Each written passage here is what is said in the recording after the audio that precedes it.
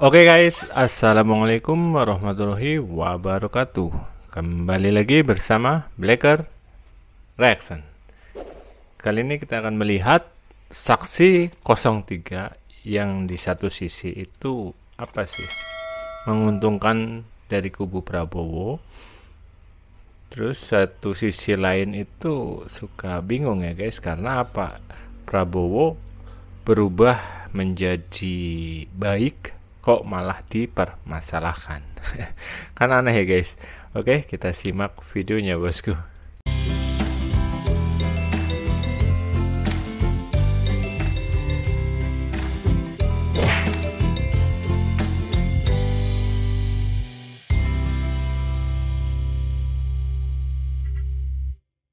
Risa Permanadeli sebagai ahli dalam bidang psikologi sosial untuk memberikan kesaksian saya.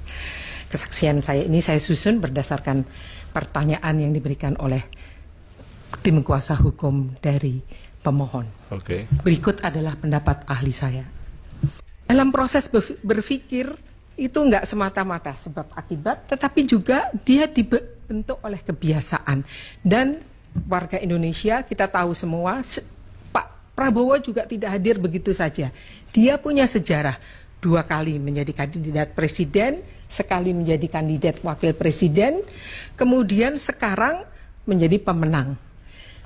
Yang menarik adalah individu itu adalah individu yang cerdas. Rakyat itu cerdas. Nah, itu ya, ini dari 03 ya pastinya, itu dia bilang rakyat cerdas. Sedangkan dari pihak Ganjarnya sendiri bilang tidak waras. Kan suatu yang aneh ya guys. Oke, kita lanjut. Cerdasnya di mana? Dia melihat, dia hidup di dalam sejarah kehadiran Pak Prabowo dalam panggung politik. Dan kita semua tahu apa sejarah tersebut. Dalam dua kali pemilihan sebelumnya, Pak Prabowo menunjukkan naluri berkuasa yang sangat agresif. Naluri berkuasa yang sangat agresif. Oh ya, sebelum pas itu guys melawan Jokowi ya memang seperti itu Prabowo. Oke, lanjut. Naluri tersebut tiba-tiba hilang begitu beliau kalah pada tahun 2019 dan masuk menjadi tim pemerintahannya Presiden Jokowi. Ya. Selama 5 tahun agresivitas itu seperti dijinakkan. Dan apa yang kita lihat kemudian, Pak Prabowo kehilangan agresivitas kekuasaan yang kita kenal sebelumnya. Lah, kehilangan agresivitas kekuasaan sebelumnya. Nanti kalau misal Prabowo masih seperti yang dulu, disalahkan. Sekarang sudah berubah kalem, baik, dipermasalahkan pula. Lah maumu opo tuh? Aneh ini. Tiba-tiba dia berasosiasi dengan ketokohan Pak Jokowi yang belusuan, yang kalem ini. Dan dalam akhir periode pemerintahan Pak Jokowi,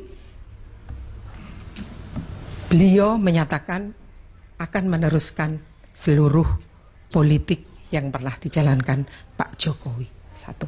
Nah, ya satu itu kan yang dianggap kesalahan, katanya melanjutkan program dari Pak Jokowi. Lah, salahnya di mana? Jadi kita melihat ada proses perubahan atau penjinaan dari agresivitas kekuasaan sebelumnya melalui keikutsertaan Pak Prabowo pada pemerintah ini. Tiba-tiba sejarah berevolusi dari agresif menjadi kalem. Dan yang kalem ini kemudian diikuti juga dengan seluruh proses pada pemilu yang kita lihat Pak Prabowo berjoget. Lah apa salahnya joget? Kan pawe, namanya pawe itu bebas bu. Yang penting bisa menarik simpati masyarakat. Kok aneh itu dimasalahkan sih? Berjoget. Bahkan ketika beliau diserang pada debat presiden pun, beliau tidak merespons secara agresif. Jadi rakyat tiba-tiba mengasosiasikan bukan hanya dengan Pak Jokowi, bukan hanya dengan semata-mata dengan bansos dan lain, tetapi juga dengan sesuatu yang nyaman, yang tidak akan mengganggu sebagaimana 2 periode pemilu sebelumnya, di mana Pak Prabowo dianggap akan mengancam, akan menimbulkan ketakutan. Waktunya Ibu sudah. Ya. Boleh saya menyimpulkan sedikit, memberi tambahan? Baik, justru karena beliau menang dalam keadaan seperti ini, dan cukup dengan berjoget. Gara-gara joget, Prabowo menang, terus dimasalahkan. Nah, masalahnya di mana? Di jogetnya. Ya, wong Ganjar sama Anies juga pernah joget kok, Bu. Piye to iki? Cukup dengan makatan Mas Anies, Mas Anies. Cukup dengan mengatakan Mas Anies, Mas Anies. Lah masa harus dijawab, masa kekerasan dijawab dibalas dengan kekerasan, Bu? Ya enggak, Bu. Kekerasan dibalas dengan kelembutan. Gimana sih? Kan kita ini lagi nyari suara. Aneh orang ini. Kita melihat bahwa sebetulnya rakyat yang cerdas itu, kecerdasannya bukan diisi oleh pengetahuan politik, tetapi pengetahuan kultural, bahwa pemimpin itu nggak perlu pemimpin yang pinter, atau pemimpin itu pokoknya yang cool, kira-kira. Ya iyalah, pemimpin yang harus pintar. Memangnya Ibu pikir karena Prabowo joget, Ibu menyimpulkan Prabowo nggak pintar? Salah, Bu. Di antara 3 capres itu yang paling pintar termasuknya itu adalah Prabowo, Bu. Apalagi dia bisa berjuang demi Indonesia. Yang berjuang demi Indonesia cuman Prabowo loh, Bu. Ingat itu, Bu. Dan Pak Prabowo kemenangannya justru di situ. Tetapi itu justru masalah untuk saya sebagai psikologi sosial. Karena seperti yang saya bilang, bahwa kemenangan ini bukan hanya sekedar kemenangan angka yang akan menentukan 5 tahun ke depan.